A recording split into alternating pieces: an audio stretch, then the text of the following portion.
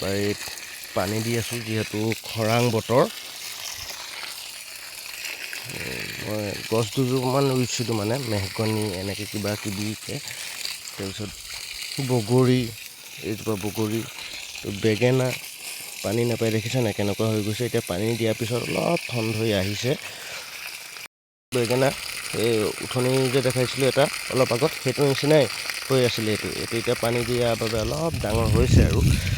এইটো বগৰী এজোপা হৈছে, মেহগনি প্ৰায় এবছৰ হোৱা নাই কিন্তু অলপ ডাঙৰ হৈছে। ক'বচোন ৰাইজ, মানে ডাঙৰ হৈছেনে? বয়সটো এবছৰ হোৱাই নাই বাৰু।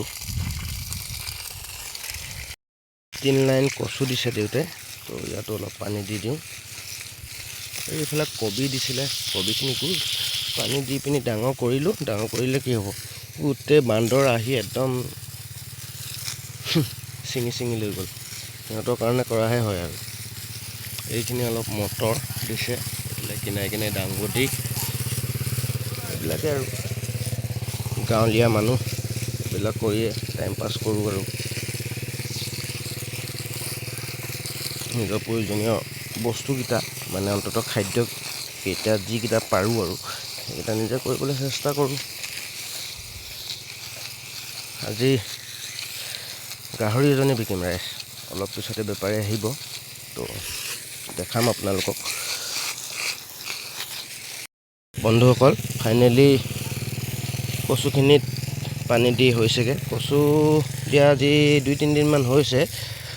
মানে কচুটো দি মাটি অলপ দি তাত ছাগলী গু, গাহৰি গু নহয় চৰি, গৰু গোবৰ আৰু তাৰ ওপৰত এই মানে নৰা আৰু জাবৰ এনেকৈ দি দিয়া হৈছে। মানে এনেই আৰু অলপ ঘৰত খাবৰ কাৰণে কৰিছোঁ। বেঙেনা, তাৰপিছত কচু, এইটো হৈছে দাংবডি আৰু এইটো হৈছে ৰঙা চন্দনৰ পুলি।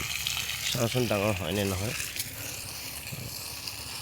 মানে মইতো কওঁ সকলোকে পাৰিলে মানে আৰু টাইম থাকিলে যদি সুবিধা হয়, আমি সকলোৱে মানে ঘৰত খাবলৈ 2-এটা নিজে কৰি চাব লাগে। তেতিয়াও নিজে কৰাত আৰু সোৱাদটো বেছি দেই। মই এতিয়া নিজে কৰি গম পাইছোঁ, আৰু নিজে কৰাটোতো একদম মানে নিজে গম পোৱা হয় ন যে ইয়াত একো বেলেগ ভেজাল নাই বুলি। এইবিলাক হৈছে মটৰ এনেকৈ লাগিছে আৰু ইয়াত এইখিনি দিছোঁ মটৰ।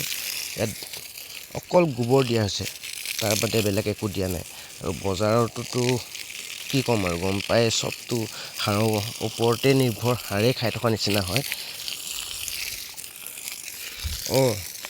গাহৰি নিবলৈ বেপাৰী আহিলে বোলে, ৰ'ব সেইটো উঠালেই চাগে। মই আপোনালোকক দেখাইছোঁগৈ। আজি গাহৰিজনীক দেখাই আজি ভিডিঅ'টো সামৰিম আৰু। বগী যোৱাৰ আগত কালুৰ লগত কৰা অলপ ধেমালি আপোনালোকলৈ আগবঢ়ালোঁ।